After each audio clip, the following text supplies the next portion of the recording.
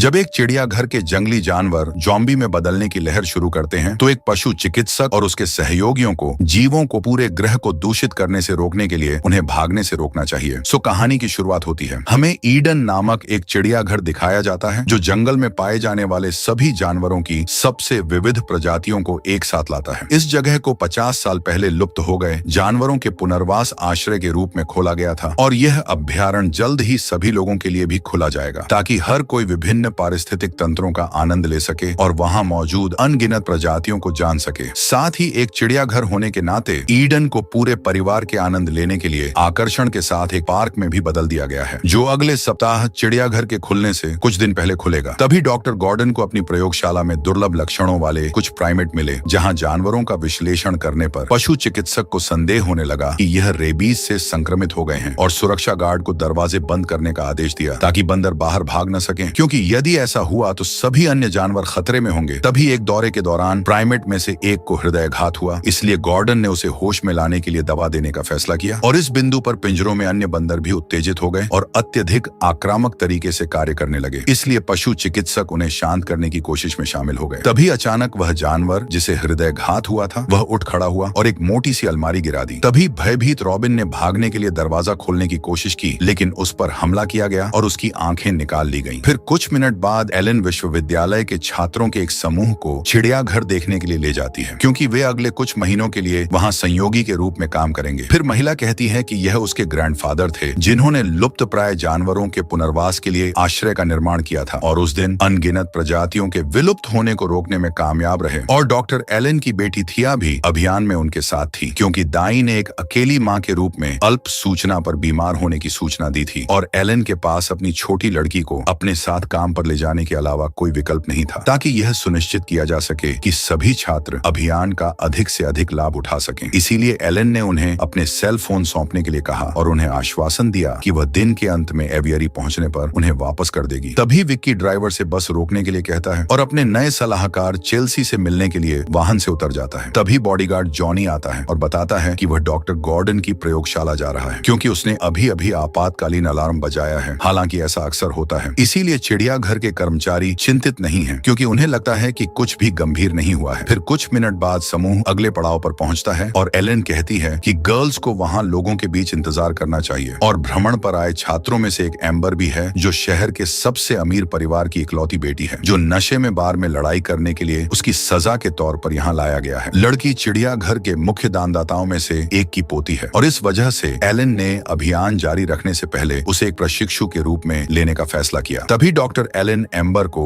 एक walkie talkie देती है और लड़की से कहती है कि अगर गस छात्रों को लेने के लिए नहीं आता है तो उससे संपर्क करें। हालांकि जल्द ही गस उस स्थान पर पहुंचता है और एम्बर उसे बच्चों को खाना खिलाने में मदद करने की पेशकश करती है और एलन का अगला पड़ाव गोरिल्ला पिंजरा है क्योंकि उसकी बेटी की नाइजीरिया के उष्णकटिबंधीय जंगलों के मूल निवासी केएफओ के साथ घनिष्ठ मित्रता है और जानवर और थिया की उम्र भी एक समान है और व्यावहारिक रूप से एक साथ बड़े हुए हैं, इसलिए वे एक दूसरे के साथ संवाद कर सकते हैं। तभी डेक्स्टन आता है और उसे पता चलता है कि वह जे का मेंटर होगा क्योंकि वह आदमी केएफओ को अलविदा कहने के बाद प्राइमेट्स के बारे में अधिक जानना चाहता है। फिर थिया अपनी माँ के साथ उसके कार्यस्थल पर जाती है क्योंकि उसे अपना पूरा दिन अपने नए सहयोगियों के साथ बिताना है। फिर चिड़ियाघर की सुरक्षा टीम से गेज का परिचय कराने के बाद एलन सुरक्षा प्रमुख रेक्स की नई प्रशिक्षु लेस्ली से मिलने जाती है। तभी उस व्यक्ति को एक कॉल आता है और उसे सूचित किया जाता है कि गॉर्डन की प्रयोगशाला में तुरंत एक घटना घटी है। इसीलिए रेक्स बाकी टीम से संपर्क करता है और पाता है कि जॉनी अपने वॉकी टॉकी का जवाब नहीं दे रहा है और यह जानने की कोशिश में फोन नहीं उठा रहा है कि क्या हो रहा है। तभी बोरिस रॉबिन को फोन करने का प्रयास करती है लेकिन महिला भी फोन नहीं उठाती। इस बिंदु पर गार्डों को संदेह होने लगता है कि किसी प्राणी ने प्रयोगशाला से भागने का प्रयास किया है, लेकिन एलन उन्हें यह बताकर शांत करने का प्रयास करती है कि कोई भी खतरनाक जानवर जंगल में नहीं है क्योंकि गॉर्डन विशेष रूप से छोटे प्राइमेट्स के साथ काम करते हैं। फिर उसे दोपहर गेज सुरक्षा दल के साथ प्रयोगशाला में जाता है और जब वे वहां पहुंचते हैं तो उन्हें कोई नहीं मिलता है। फिर अलार्म बंद करने के बाद बोरिस एक खूनी हाथ को दरवाजे के कांच को छूते हुए देखता है और इसे खोलने की कोशिश करता है। हालांकि पशु चिकित्सक इसे खुलने से रोकने के लिए अपने शरीर को दरवाजे पर दबाता है, इसलिए सभी इसे खोलने से रोकने के लिए एकजुट हो जाते हैं लेकिन वह रोक नहीं पाते हैं और प्रयोगशाला में प्रवेश करने पर वे जगह को खून से भर जाती है। फिर गॉर्डन संक्रमित जानवरों को भागने से रोकने के लिए सुरक्षा गार्ड को दरवाजे बंद करने का आदेश देता है। इस बिंदु पर रेक्स जॉनी और रॉबिन का बेजान शरीर पाता है और यह पता लगाने की कोशिश करता है है कि अचानक क्या हुआ। तभी गॉर्डन के शरीर से अनगिनत बंदर बाहर निकले और कई अन्य ने अपने छिपने के स्थानों को छोड़ दिया और गार्डों पर हमला कर दिया। जब उसने बोरिस को खत्म होते देखा तो रेक्स उसकी मदद करने के लिए दौड़ता है, लेकिन अंत में तुरंत उसकी गर्दन पर काट देता है और लेस्ली भी बंदर को बाहर खींचती है और दीवार पर फेंक देती है, जबकि गेज रेक्स को कमरे से बाहर खींचता है। तभी उन राक्षसों में से एक को अपनी ओर दौड़ते हुए देखकर महिला अपनी बंदूक पकड़ती है और एक ही गोली से प्राणी के सिर को नष्ट करने में सफल हो जाती है। फिर वह बाहर भागती है और बंदरों के बाहर भागने से पहले ही कमरे का दरवाजा बंद करने की कोशिश करती है और गेज उस जानवर पर हमला करता है जो रेक्स पर हमला कर रहा था। लेकिन इस बीच 3 अन्य बंदर भागने में सफल हो जाते हैं। तभी अन्य चिड़ियाघर कर्मचारियों की सुरक्षा के लिए चिंतित रेक्स ने एलन से संपर्क कर उसे घटना की जानकारी दी और कहा कि वह ट्रैकर्स का उपयोग करके वह अन्य जानवरों को दूषित करने से पहले प्राइमेट्स को पकड़ लेगा, क्योंकि पशु चिकित्सक लाश के मार्ग का पता लगाने में सक्षम है और उन्हें सूचित करता है कि वे अफ्रीका और ऑस्ट्रेलिया के क्षेत्रों के रास्ते पर हैं, क्योंकि रेक्स के हाथ में चोट है। इसीलिए लेस्ली ने पहिया संभाला और अपने बॉस के निर्देशांक का पालन किया, जबकि एलन ने आपातकालीन अलार्म बंद कर दिया ताकि सभी कर्मचारियों को चेतावनी दी जा सके कि जानवरों का एक खतरनाक समूह बाहर निकल चुका है, ताकि यह सुनिश्चित किया जा सके कि ये जानवर चिड़ियाघर से भाग न सके। फिर पशु चिकित्सक रोकथाम प्रोटोकॉल को सक्रिय करने का फैसला करती है और सभी दरवाजे बंद कर देता है। फिर महिला सभी कर्मचारियों को सलाह देती है कि वे तब तक सुरक्षित बंद कमरे में शरण लें जब तक कि सुरक्षा दल खतरे को नियंत्रित नहीं कर लेता। इस चेतावनी को प्राप्त करने पर गस प्रशिक्षुओं को गोदाम में ले जाता है और चेल्सी रिकी से एवियरी के सभी दरवाजे बंद करने में मदद करने के लिए कहती है, ताकि किसी भी प्रकार के संक्रमित जानवर को प्रवेश करने से रोका जा सके। फिर केएफओ को खिलाने के बाद डैक्सटन भी एजे के साथ अपने कार्यालय में खुद को बंद कर लेता है, जिस बिंदु पर गस पर बंदरों द्वारा हमला किया जाता है और भयभीत प्रशिक्षु भागने की कोशिश करते हैं, लेकिन वे सुरक्षित आश्रय नहीं ढूंढ पाते और उन्हें एक पेड़ पर चढ़ना पड़ता है ताकि वे एक संक्रमित बिल्ली के हमले से बच सकें। जब उन्हें लगता है कि वे सुरक्षित हैं, तो कुछ ज़ॉम्बी जिराफ प्रकट होते हैं और प्रशिक्षुओं पर हमला करते हैं, जबकि जे को निगला जा रहा होता है। तभी लेस्ली प्रकट होती है और ज़ॉम्बी पर गोली चलाना शुरू कर देती है, लेकिन वे आदमी को बचा नहीं पाती है। इसके तुरंत बाद एम्बर पर हमला होता है और वह काटने ही वाला होता है कि रेक्स ज़ॉम्बी के सिर पर वार कर देता है और एम्बर जमीन पर गिर जाती है, जबकि गेज एम्बर को आश्वस्त करने की कोशिश करता है। तभी रेक्स एलन से संपर्क करता है और महिला उसे बताती है कि उसने पहले ही पुलिस को बुला लिया है, लेकिन वे चिड़ियाघर में प्रवेश करने से पहले पशु नियंत्रण के आने का इंतजार कर रहे हैं और पुलिस के अनुसार चिड़ियाघर में प्रवेश करने से पहले उन्हें कम से कम 3 घंटे लगेंगे, इससे पहले कि वे दूषित जानवरों को रोकने के लिए आवश्यक टीम को इकट्ठा कर लें। लेकिन समस्या यह है कि इस बीच यदि कुछ नहीं किया गया तो और भी अधिक नमूने संक्रमित हो जाएंगे। ये जानते हुए भी एलन ने रेक्स को बचे हुए लोगों को वॉच टावर में ले जाने और आर्डर आने तक वहीं रहने का आदेश दिया, क्योंकि वह किसी और कर्मचारी के जीवन को खतरे में नहीं डालना चाहती थी। चिड़ियाघर में रहने वाले सभी जानवरों में एक ट्रैकिंग चिप है, लेकिन लेस्ली का सबसे बड़ा डर यह है कि बंदर एवियरी पर आक्रमण करने में कामयाब हो जाएंगे, क्योंकि यदि उन पक्षियों में से एक भी संक्रमित हो जाता है और भागने में सफल हो जाता है तो यह पूरे ग्रह में वायरस फैला सकता है। जबकि रेक्स और लेस्ली अपने अगले कदमों का पता लगाने की कोशिश करते हैं और गेज एम्बर को शांत करने की कोशिश करता है। तभी अचानक एक जिराफ प्रकट होता है और वो गेज को काट लेता है, जिसे देख सुरक्षा गार्ड तुरंत गोलीबारी शुरू कर देते हैं और ज़ॉम्बी को खत्म करने में कामयाब हो जाते हैं। इस बिंदु पर प्रशिक्षु का सबसे बड़ा डर उन चीजों में से एक में बदल जाना है, लेकिन लेस्ली उसे आश्वस्त करती है कि जो वायरस जानवरों को ज़ॉम्बी में बदल रहा है वह संभवतः मनुष्यों को प्रभावित नहीं करता है। जब आदमी मदद ले रहा होता है तब एम्बर कार चुराता है और चिड़ियाघर से बाहर निकलने के उद्देश्य से भाग जाती है। उसी समय पुलिस के हेलीकॉप्टर किसी भी संदिग्ध गतिविधि की तलाश में साइट के ऊपर उड़ते हैं, लेकिन उन्हें कुछ भी असामान्य नहीं मिल पाता है। तभी एलन को पुलिस का फोन आता है, जिसे देख एलन राहत महसूस करती है और उन्हें बताती है कि केवल कुछ जानवर संक्रमित हुए हैं और खतरनाक हैं। जब एम्बर वाहन लेकर भागी तो उसने वे सभी हथियार और उपकरण भी ले लिए जिनका उपयोग गार्ड किसी अन्य हमले के बचाव के लिए कर सकते थे। यहाँ तक कि उनका वॉकी टॉकी भी ले ली गई, जिसका उपयोग रेक्स एलन से बात करने के लिए कर रहा था। अब वे अकेले हैं। तभी तीनों ने हाथियों के एक झुंड को आते देखा और लेस्ली ने जल्दी से गोली चलाने की तैयारी की, क्योंकि उसकी पिस्तौल में अभी भी 5 गोलियां थीं। हालांकि गेज ने उसे बंदूक नीचे रखने के लिए कहा, क्योंकि हाथियों के पास कोई प्राकृतिक शिकारी नहीं है, जिससे उसे विश्वास हो गया कि संक्रमित जानवर उन पर हमला करने की कोशिश नहीं करेंगे। उस समय पशु नियंत्रण के लिए काम करने वाले सैनिकों की एक टीम हेलीकॉप्टर से चिड़ियाघर में प्रवेश करने में सफल हो जाती है और यह जांचने के लिए बिल्लियों के पिंजरे में घुस जाती है कि वहां कोई संक्रमित जानवर तो नहीं है। इस बीच एलन अपने कंप्यूटर मॉनिटर के माध्यम से उसे जगह का निरीक्षण करती है और उन अधिकारियों की चीखें सुनती है जिन पर वहां रहने वाले बाघों को खत्म करने की कोशिश करते समय हमला किया जाता है। तभी भयभीत एलन रेक्स से संपर्क करने की कोशिश करती है, है, लेकिन वॉकी टॉकी वाली कार एम्बर द्वारा चलाई जा रही थी। जब वह चिड़ियाघर से बाहर निकलती है तो लड़की को पता चलता है कि गेट बंद है और वह सुरक्षा कैमरे का ध्यान आकर्षित करने के लिए चिल्लाना शुरू कर देती है, इस उम्मीद में कि कोई उसे देखकर उसके लिए गेट खोल देगा। तभी एलन वॉकी टॉकी द्वारा उससे संपर्क करती है और पूछती है कि रेक्स कहाँ है। तब एम्बर कहती है कि वह पहले ही खत्म हो चुके होंगे और उसने एलन से गेट खोलने के लिए कहता है। हालांकि एलन ने खुलासा किया कि जैसे ही लॉकडाउन प्रोटोकॉल सक्रिय हुआ तभी से दरवाजों ने नियंत्रण खो दिया। तभी एलन ने भी जानवरों के एक समूह को आते देखा, इसलिए उसने एम्बर को कार में बैठने और पीछे मुड़ने के लिए कहा। हालांकि एम्बर चिड़ियाघर में वापस जाने से इनकार कर देती है और गेट पर चढ़ना शुरू कर देती है। तभी एक झोंबी शेरनी प्रकट होती है और लड़की के पैर को पकड़ लेती है और फिर उसे गेट से दूर खींच ले जाती है। एम्बर के हमले को देखने के बाद उसे बचाने के लिए कुछ भी करने में सक्षम नहीं थी। तभी एलन ने अलार्म बजने की आवाज सुनी, जो यह संकेत दे रहा था कि किसी जानवर ने उसकी परिधि पर आक्रमण किया है। इसी बीच थी अपने टेडी बियर के साथ खेल रही थी जब वह शेल्फ पर एक नया कोआला देखती है और यह विश्वास करते हुए उसके पास जाती है कि प्राणी सिर्फ एक खिलौना है। तभी अचानक जानवर अपनी आंखें खोलता है और गुर्राना शुरू कर देता है और थिया मदद के लिए चिल्लाती है और उसकी माँ तुरंत उसकी ओर दौड़ती है। हालांकि जब महिला आखिरकार दरवाजा खोलने में कामयाब हो जाती है तो वह अपनी बेटी को खून से लथपथ पाती है और उसने ज़ॉम्बी को खत्म करने के लिए बेसबॉल के बैट का इस्तेमाल किया है। इस बीच रेक्स और बचे हुए प्रशिक्षु हाथियों की सवारी कर रहे थे, क्योंकि उनका मानना है कि यह उन्हें ज़ॉम्बियों के हमलों से सुरक्षित रखे, क्योंकि कोई भी जानवर झुंड पर हमला करने में सक्षम नहीं है। हालांकि जैसे ही वे एवियरी के पास पहुंचते हैं, हाथी संदिग्ध तरीके से काम करना शुरू कर देते हैं और आगे बढ़ने से मना कर देते हैं। फिर चारों ओर देखने पर तीनों को एहसास होता है कि ज़ॉम्बी बंदर पेड़ों में छिपे हुए हैं और जब हाथी उनकी उपस्थिति का पता लगाते हैं तो वे घबरा जाते हैं। फिर रेक्स जमीन पर गिर जाता है और उसका पैर हाथियों में से एक द्वारा कुचल दिया जाता है, जिसे देख गेज तुरंत उसकी मदद करने के लिए जाता है, लेकिन एक प्राइमेट द्वारा उस पर हमला कर दिया जाता है। तभी भयभीत लेस्ली अपनी बंदूक निकालती है और गोली चलाना शुरू कर देती है, लेकिन 5 शॉट के बाद उसकी गोलियां समाप्त हो जाता है और जब ज़ॉम्बी उन पर हमला करने वाले होते हैं तब वे पूरी तरह से रक्षाहीन हो जाते हैं। तभी डेक्स्टन प्रकट हुआ और जानवरों को डराने के लिए आसमान में कुछ रॉकेट छोड़े। जैसे ही ज़ॉम्बी चले गए, वह आदमी रेक्स को वापस उसके कार्यालय ले जाने में मदद करते हैं और एजे लेस्ली को सुरक्षा गार्ड के पैर की देखभाल करने में मदद करता है, जबकि डेक्स्टन गेज की बांह पर एंटीबायोटिक मरहम लगाता है और वह इस बात से चिंतित है कि कहीं संक्रमण चिड़ियाघर के बाहर न फैल जाए। इसीलिए डेक्स्टन चेल्सी को कॉल करता है, लेकिन महिला उसे आश्वासन देती है कि उसके अनुसार कोई भी ज़ॉम्बी एवियरी में प्रवेश नहीं किया है। वहां दिखाई देने वाला एकमात्र जानवर एक छोटा चूहा था, जिसे जल्द ही एक पक्षी ने खा लिया। फिर चेल्सी की इस बात की पुष्टि के बाद भी रेक्स कहता है कि उन्हें एवियरी में जाने की जरूरत है और लेस्ली ने खुद का बचाव करने के लिए डेक्स्टन के कमरे में मिला एक चाकू पकड़ लिया और सुरक्षा कैमरों को देखते हुए डेक्स्टन को पता चलता है कि संक्रमित जानवरों ने केएफओ के पिंजरे को घेर लिया है और गोरिल्ला की रक्षा के लिए वहां जाने के बारे में 2 बार नहीं सोचता। हालांकि वह जानता है कि उसके सभी सहयोगी इस फैसले के खिलाफ हैं। फिर भी पशु चिकित्सक पैडिक की ओर दौड़ता है और केएफओ को जमीन पर पड़ा हुआ पाता है। डेक्स्टन तुरंत उसे जगाने की कोशिश करता है, लेकिन जल्द ही पता चलता है कि जानवर संक्रमित हो गया है और एक राक्षस में भी बदल जाता है। तभी भयभीत डेक्स्टन अपने कमरे में लौटने की कोशिश करता है, लेकिन गोरिल्ला उसका पीछा करता है, जो उस पर भयंकर रूप से हमला करता है और डेक्स्टन को खत्म करने के बाद केएफओ अपने नए शिकार की तलाश में निकल जाता है। इसलिए प्रशिक्षु को खतरे में देखकर रेक्स लेस्ली के कब्जे में मौजूद चाकू लेता है और ज़ॉम्बी के पीठ पर एक वार करता है। इस बिंदु पर वह 3 प्रशिक्षुओं को भागने का आदेश देता है और गोरिल्ला तुरंत उसे नीचे गिरा देता है। अंत में जानवर रेक्स के सिर को नष्ट कर देता है और उसे खत्म करने में कामयाब हो जाता है। इस बीच तीनों केएफओ के निवास स्थान में प्रवेश करते हैं और जानवरों द्वारा पाए जाने से बचने के लिए चट्टानों के पीछे छिप जाते हैं। हालांकि चट्टानों पर चढ़ते समय युवा जानवर का ध्यान आकर्षित करते हैं और उसके द्वारा शिकार किए जाते हैं, जब तक कि गेज को गोरिल्ला पर एक बड़ी चट्टान को धकेलने का विचार नहीं आता है। इस तरह से वे केएफओ को नष्ट करने और वहां से भागने में कामयाब हो जाते हैं। जंगल में छिपते समय उन्होंने कार के पास आने की आवाज सुनी और जल्द ही महसूस किया कि एम्बर पास में है। हालांकि जब वे उसे ढूंढते हैं तो तीनों को पता चलता है कि एम्बर गंभीर रूप से घायल है और वह मदद की भीख मांगते हुए गेज की बाहों में मर जाती है। जब वह इस दृश्य को देखता है तो लड़का गहराई से हिल जाता है, लेकिन लेस्ली उसे शांत करने की कोशिश करती है और कहती है कि जैसे ही पूरा मामला सुलझ जाता है वे अपने सभी दोस्तों का अंतिम संस्कार करेंगे। फिर वह कार से एम्बर के शरीर को निकालने के बाद लेस्ली एलन से संपर्क करती है और बताती है कि रेक्स प्रशिक्षुओं की सुरक्षा के लिए चिंतित है। फिर एलन लेस्ली से अपने दोस्तों को जितना संभव हो सके चिड़ियाघर से दूर ले जाने के लिए कहती है। एवियरी में चेल्सी और रिकी को लेने के लिए रुकने और वहां से निकल जाने की है, क्योंकि अब उसका एकमात्र लक्ष्य चिड़ियाघर से जिंदा बाहर निकलना है। तभी अचानक एलन को पता चलता है कि कुछ शेर प्रशिक्षुओं के पास आ रहे हैं, इसलिए उसने लेस्ली को जीप में बैठने और तुरंत दूर जाने का आदेश दिया है। तभी सौभाग्य से जब शेर दिखाई देते हैं तो वे एम्बर के शरीर से आने वाली खून की गंध से आकर्षित होते हैं और इसके कारण तीनों भागने में सफल हो जाते हैं, जबकि एजे तेज गति से गाड़ी चला रहा होता है। तभी लेस्ली को पता चलता है कि उनका पीछा बिल्लियों द्वारा किया जा रहा है और जानवरों को गोली मारने के लिए गेज की मदद मांगती है। जब जोड़ी आखिरकार शिकारियों से छुटकारा पाने में कामयाब हो जाती है तो एजे कार को दुर्घटनाग्रस्त कर देता है और वे वाहन से बाहर फेंक दिए जाते हैं। हालांकि हर कोई दुर्घटना में बचने में कामयाब हो जाता है और गेज कहता है कि एलन का कार्यालय पास में है। इस बिंदु पर एलन चेल्सी से संपर्क करता है और उसे पक्षियों को छोड़ने के लिए मनाने की कोशिश करती है ताकि वे बच सकें, क्योंकि यह गारंटी देने का एकमात्र तरीका है कि वे संक्रमित नहीं होंगे। पहले तो चेल्सी इस योजना से सहमत नहीं होती है, फिर वह कैसे भी करके मना लेती है क्योंकि वहां रहने वाले सभी पक्षी खतरे में थे और जंगल में अपने दम पर जीवित नहीं रह पाएंगे। हालांकि जब उसे स्थिति की गंभीरता के बारे में बताया गया तो चेल्सी ने एलन के आदेशों का पालन करने का फैसला किया और छत को खोलने वाले इलेक्ट्रॉनिक उपकरण को सक्रिय करने के लिए रिकी की मदद मांगी। इस बीच तीनों युवा जंगल के माध्यम से अपना रास्ता बना रहे थे और झोंबी के झुंड द्वारा लगभग कुचल दिए जाने के बाद वे एवियरी की ओर बढ़ते रहते हैं। इस बिंदु पर चेल्सी को पता चला कि पक्षियों के साथ कुछ गड़बड़ है और एलन जिसे इमारत में जाती है वहां पहुंचने से पहले उस पर अचानक पक्षियों द्वारा हमला किया जाता है, लेकिन वह कैसे भी करके वहां से बच निकलते हैं। फिर गेज और उसके दोस्तों को स्टील के तारों से लटकी एक जिप लाइन को पार करना था, लेकिन आधे रास्ते में लेस्ली का तार दो हिस्सों में टूट गया और वह गेज को पकड़ने में सफल रही, लेकिन एजे उतना भाग्यशाली नहीं था और कुछ ही मिनटों बाद घातक गिरावट का सामना करता है। फिर दोनों किसी तरह एलन के कार्यालय में सुरक्षित पहुंच जाते हैं और महिला उनके लिए प्रवेश का दरवाजा खोलती है और कुछ जानवरों की आवाज सुनकर सीसीटीवी की ओर बढ़ते हैं। फिर समूह तहखाने में जाता है और कुछ ज्वलनशील गैस सिलेंडरों को झोंबी के खिलाफ इस्तेमाल करने के लिए ले आते हैं ताकि अगर रास्ते में उन पर हमला हो जाए तो वे उसका इस्तेमाल कर सकें। जब वह चेल्सी को लेने के लिए एवियरी पहुंचते हैं तो एलन को पता चलता है कि कुछ गड़बड़ है क्योंकि वह उससे बात नहीं कर पा रही थी। इसलिए गेज और लेस्ली जांच करने के लिए बाहर जाने का फैसला करते हैं और एलन को आदेश देते हैं कि अगर कुछ गलत हो जाए तो वह एवियरी में आग लगा दे। हालांकि जैसे ही प्रशिक्षु सुविधा में प्रवेश करते हैं एलन को पता चलता है कि कांच की छत से समझौता किया जा रहा है क्योंकि पक्षियों ने इसे तोड़ने की कोशिश करने के लिए एक साथ मिलकर काम किया है। वह तुरंत अपनी बेटी को कार में रहने के लिए कहती है और एवियरी से गुजरते समय ज्वलनशील तरल का एक गैलन लेने जाती है। फिर गेज और लेस्ली रिकी और चेल्सी की बॉडी के पास आते हैं जिन पर पक्षियों ने तब तक हमला किया था जब तक कि वे इमारत के चारों ओर ईंधन फैलाने के बाद अपनी जान नहीं गंवा बैठे। फिर एलन एक लाइटर का उपयोग करके उसमें आग लगा देती है और संक्रमित पक्षियों के भागने से पहले एवियरी को नष्ट कर देती है। तभी जब ट्रेन पर हमला हो रहा होता है तो वे अपने हथियारों का उपयोग करके सभी पक्षियों को खत्म कर देते हैं और अचानक वे बहुत सारा धुआं अपनी ओर आते हुए देखते हैं और आग की चपेट में आने से पहले बाहर निकलने में सफल हो जाते हैं। जब उन्हें पता चलता है कि पक्षियों को भागने से रोकने के लिए एवियरी को समय पर नष्ट नहीं किया जाएगा तो लेस्ली एलन से ट्रक को यथासंभव सुविधा के करीब लाने के लिए कहती है और ज्वलनशील गैस सिलेंडरों पर गोली चलाती है जिससे बहुत बड़ा विस्फोट होता है। वह पक्षियों को भागने से रोकने में कामयाब हो जाती है और वे सभी तुरंत बारबेक्यू में बदल जाते हैं। फिर गेट की ओर चलते समय समूह केएफओ के आगमन से आश्चर्यचकित होता है जो एक चट्टान से टकराने के बाद भी बचने में कामयाब रहा। तभी पागल जानवर को उनकी ओर दौड़ता देख सभी गेट तक पहुंचने की कोशिश करने के लिए अपनी गति बढ़ाते हैं, लेकिन वे समय पर दूसरी तरफ नहीं कूद सकते हैं और भयभीत थिया अपने पुराने दोस्त के साथ बातचीत करने की कोशिश करती है, लेकिन जानवर जवाब नहीं देता है और लड़की को खत्म करने ही वाला होता है। तभी एलन उसे एक शॉट से खत्म करने में कामयाब हो जाती है और वह पुलिस हेलीकॉप्टर दिखाई देता है और बचे हुए लोगों को अंततः उनके बुरे सपने से बचा लिया जाता है। सो इसी सस्पेंस के साथ यह कहानी यहीं पर समाप्त होती है।